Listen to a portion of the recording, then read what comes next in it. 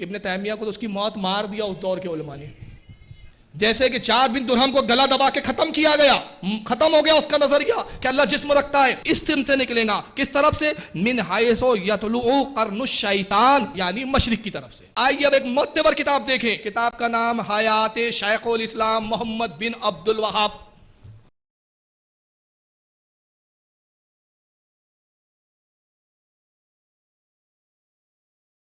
تو پہلا فتنہ پرور آپ نے جانا کون تھا؟ ایک فتنہ پرور کے چہرے سے بھی میں نے نقاب اٹھایا، وہ تھا ابن تیمیہ۔ اب آئیے، ابن تیمیہ کو تو اس کی موت مار دیا اس دور کے علماء نے، جیسے کہ جعد بن درہم کو گلا دبا کے ختم کیا گیا، ختم ہو گیا اس کا نظریہ کہ اللہ جسم رکھتا ہے۔ 661 ہجری میں ابن تیمیہ نے جعد بن درہم کے عقیدے کو زندہ کیا، اور اس زمانے میں ابن تیمیہ کے اس نظریہ اور عقیدے کی دھجیاں اڑائی گئی، عقیدہ ختم ہو گیا۔ تو اس کے بعد ایک شخص اور پیدا ہوا جس نے اس عقیدے کو دوبارہ پھر زندہ کیا۔ اب وہ شخص کون تھا؟ اس کا تعارف میں حدیث کی روشنی میں دوں گا، تاکہ آپ دیکھیں کہ ہمارے علماء جب بولتے ہیں تو بغیر دلیل کے نہیں بولتے۔ چلیے آئیے پہلی حدیث دیکھتے ہیں، یہ ہے صحیح مسلم، جلد نمبر اس کی 2، کتاب الفتن و اشراط الساعۃ، قیامت کی نشانیوں کا بیان، حدیث نمبر 7165۔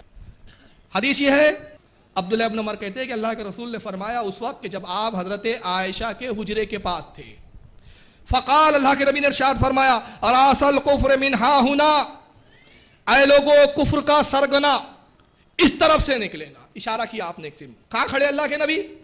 حضرت عائشہ کے حجرے عائشہ کے پاس، ام المومنین عائشہ کے حجرے کے پاس۔ فقال، اللہ کے نبی نے فرمایا، راس الکفر من ہا ہنا، کفر کا سرگنا اس سمت سے نکلے گا، کس طرف سے؟ من حیث یطلع قرن الشیطان، یعنی مشرق کی طرف سے۔ 2 پہچان بتائی اللہ کے نبی نے۔ پہلی کہ جہاں سے کفر کا سرگنا نکلے گا وہ علاقہ کدھر ہے؟ مشرق کی طرف ہے، اور مشرق کی طرف سے کیا نکلے گا؟ شیطان کا سنگ۔ مصباح اللغات جو دیوبندیوں کی لغات ہے، دیوبندی حضرات چھاپتے، دیوبندیوں کے علماء نے چھاپی، انہی کے علماء کی لکھی ہوئی مصباح اللغات میں قرن الشیطان کا ایک اور ترجمہ انہوں نے بیان کیا، اور وہ ترجمہ کیا شیطان کی رائے کا پابند۔ اب ان کا ترجمہ لو، اللہ کے رسول فرما رہے ہیں، لوگو راس الکفر من ہا ہنا، کفر کا سرگنا اس طرف سے نکلے گا، من حیث یطلع قرن الشیطان، جہاں سے شیطان کی رائے کا پابند نکلے گا۔ جو شیطان کی رائے کا پابند ہوگا، یعنی شیطان اس کا باس ہوگا یا شیطان کا چیلا ہوگا، کس طرف سے؟ یعنی المشرق۔ مشرق کو یاد رکھے، قرن الشیطان لفظ کو یاد رکھے۔ اب مشرق ہے کہاں؟ بتاؤ کہ عائشہ رضی اللہ تعالیٰ عنہ کا جہاں حجرہ ہے وہاں رسول اللہ کا مزار اقدس ہے۔ روضہ رسول کی طرف جائیں اور سرکار کے روضے کا جو حضرت عائشہ کا دروازہ تھا اسی دروازے کی سمت کھڑے ہو جائیں، اور جب وہاں سے مشرق کی طرف دیکھیں تو کون سا علاقہ آتا ہے؟ وہ آتا ہے نجد کا علاقہ، اور نجد کا نام انہوں نے بدل دیا۔ کیوں؟ حدیث میں بتایا تھا نجد کے بارے میں، نام رکھ دیا انہوں نے ریاض۔ میں نے کہا اگر کوئی طوائف اپنا نام پارسا بیگم رکھ دے تو نام بدلنے سے کیا اس کا کام بدل جائے گا؟ نہیں ہو جائیں گی۔ جو اصل ہے اصل ہے۔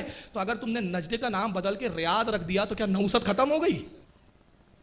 اب آئیے یہ نجد کے لوگ تھے کون، ان کا کردار کیا تھا؟ یہ بخاری کی حدیث سے ان کو بخار لائیں، یہ بخاری ہے۔ ابھی آپ نے سنا مشرق کی طرف نجد ہے، اور سرکار نے فرمایا وہاں شیطان کا گروہ نکلے گا۔ بخاری شریف جلد نمبر 2 صفحہ 1051، کتاب الفتن۔ امام بخاری رضی اللہ تعالیٰ عنہ حدیث بیان کرتے ہیں، عبداللہ ابن عمر کہتے ہیں کہ اللہ کے نبی نے ایک مرتبہ ذکر کیا، ذکر فرمایا اور دعا کی، اور دعا میں کہا اے اللہ برکت نازل فرما، برکتیں دے۔ کہاں؟ ملک شام میں، ملک شام میں برکت نازل فرما، ملک یمن میں برکت نازل فرما۔ وفی نجد، قالوا وفی نجدنا، یہ نجد کے بھی لوگ وہاں تھے۔ اب دیکھیں حدیث میں تو لفظ نجدی آ گیا صاف، وفی نجدنا، قالوا وفی نجدنا، انہوں نے کہا نجد کے لوگوں نے، اللہ کے نبی نجد کے لیے بھی دعا کیجئے۔ قال اللہم بارک لنا فی شامنا، اللہم بارک لنا فی یمننا۔ پھر راوی کہتے ہیں کہ اللہ کے رسول نے پھر دوبارہ کہا اے اللہ برکت نازل فرما ملک شام میں، ملک یمن میں۔ قالوا یا رسول اللہ وفی نجدنا، پھر انہوں نے دوبارہ کہا نجد کے لوگوں نے اے اللہ کے نبی، اے اللہ کے رسول نجد کے لیے بھی تو دعا کیجئے۔ فآذنہ قال فی ثلاثت، کہتے ہیں راوی کہتے ہیں حضرت عبداللہ ابن عمر کہ میں گمان کرتا ہوں، میرا خیال ہے کہ شاید جب تیسری بار انہوں نے کہا وفی نجدنا، اللہ کے نبی نجد کے لیے، تیسری بار کہنے کے بعد اللہ کے نبی نے فرمایا ہناک الزلازل والفتان بہا یطلع قرن الشیطان، وہ زلزلوں کی جگہ ہے، وہاں زلزلے پیدا ہوں گے، والفتان، وہاں فتنے پیدا ہوں گے، وہ فتنوں کی جگہ ہے, فتنے ہوں گے وہاں. وَبِهَا يَطْلُو قَرْنُ الشَّيْطَانِ, اور وہاں سے شیطان کا گروہ نکلے گا. کہاں سے نکلے گا؟ نجد سے. تو 3 جگہوں کے یہاں نام آیا. اب حدیث کی طرح ایک خاصیت دیکھیں آپ, امام بخاری نے اس کو لایا. اب بڑی خاص بات سنیں آپ, اس جگہ 3 ملکوں کے نام ہیں, ملک شام, یمن اور نجد. 2 کے لیے دعا کی جا رہی ہے. نجد کے لوگ موجود ہیں, شام کے لوگ موجود نہیں ہیں وہاں, یمن کے لوگ موجود نہیں ہیں وہاں.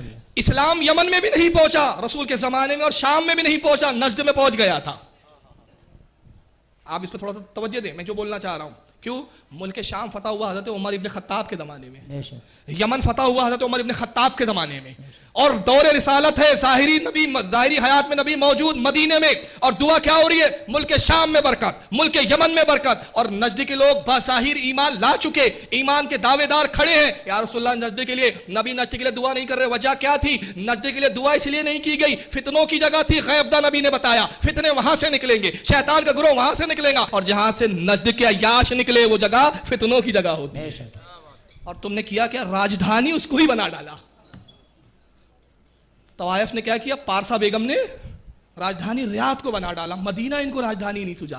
اب نجد سے یہ نجد کو لپ پوت کرنے کی ضرورت کیوں پڑی؟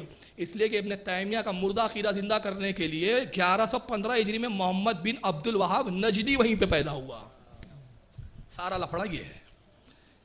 تو اس سے پہلے کہ میں بتاؤں ابن عبد الوہاب تھے کون, ان کا تعارف بھی ذرا حدیث سے بتاتا ہوں. حضرت ابو سعید خدری رضی اللہ تعالیٰ عنہ صحابی رسول کہتے ہیں, ہم رسول اللہ کی خدمت میں حاضر تھے صحابہ کرام.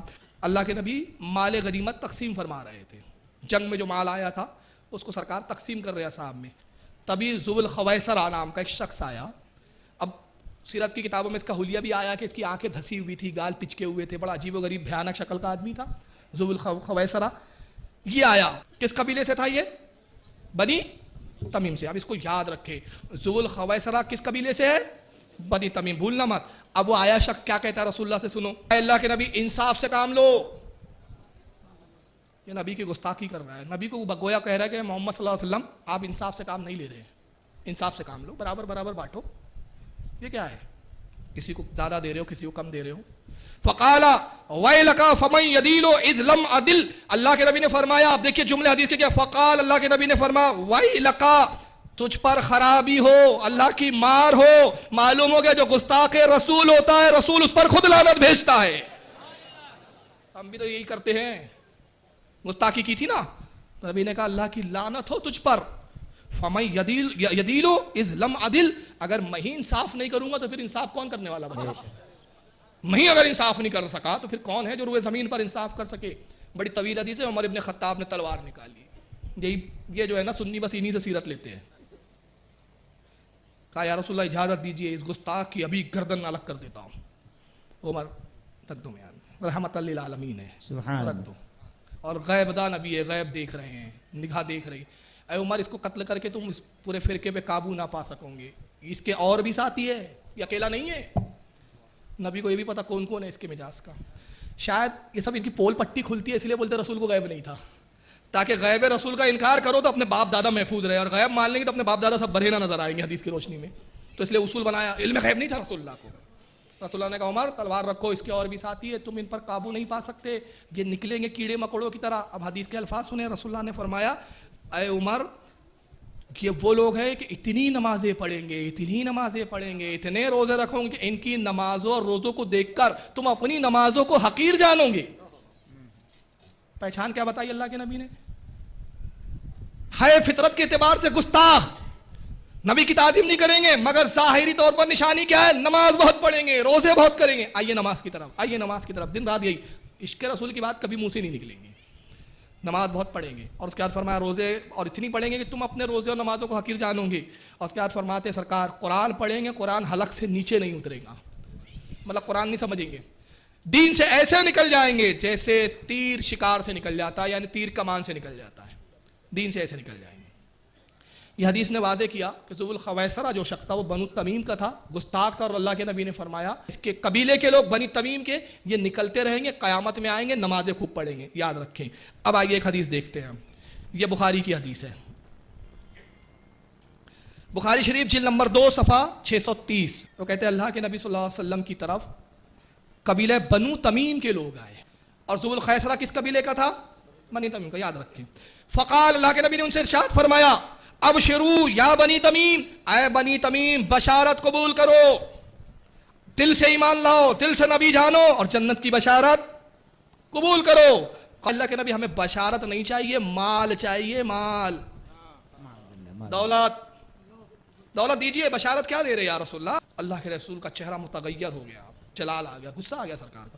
फजआ नासुन मिन अहलिल यमन, सरकार फिर यमन वालों की तरफ मुखातिब हुए, कबीले यमन के भी लोग मौजूद थे, सरकार ने उनकी तरफ रुख किया। फ़क़ाल नबी सल्लल्लाहु अलैहि वसल्लम, अल्लाह के नबी ने अहले यमन से इरशाद फरमाया, इक़बलुल बुशरा, ऐ अहले यमन तुम बशारत कबूल करो, इज़ लम युक़बलहा बनु तमीम, हालांकि बनु तमीम ने बशारत लेने से इनकार कर दिया है। क़ालू, उन्होंने कहा, क़द क़ुबिलना या रसूल अल्लाह, हमने कबूल कर लिया। उन्होंने कबूल किया, और वैसे करनी उन्हें दे दिया गया। तुमने माल दौलत और जमा की तो तुम्हें पेट्रोल दे दिया गया, सोना दे दिया गया, दौलत दे दी गई, अय्याशी तुम लो, माल तुम लो, सुन्नियों रसूल तुम ले जाओ। सुभान अल्लाह, सुभान अल्लाह।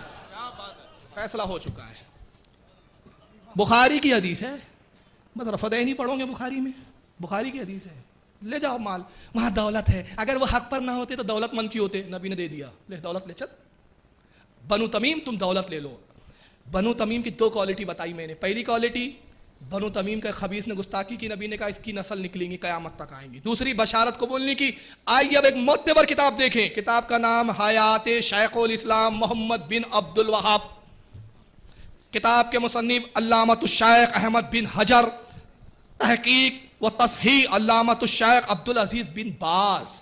अब देखो क्या छापा जाता है, हयात शेखुल इस्लाम अब्दुल वहाब, इब्तिदाई हालात, नाम शेख मोहम्मद बिन अब्दुल वहाब नजदी का पूरा नाम मोहम्मद बिन अब्दुल वहाब बिन सुलेमान बिन अली बिन मोहम्मद बिन अहमद बिन राशिद तमीमी है।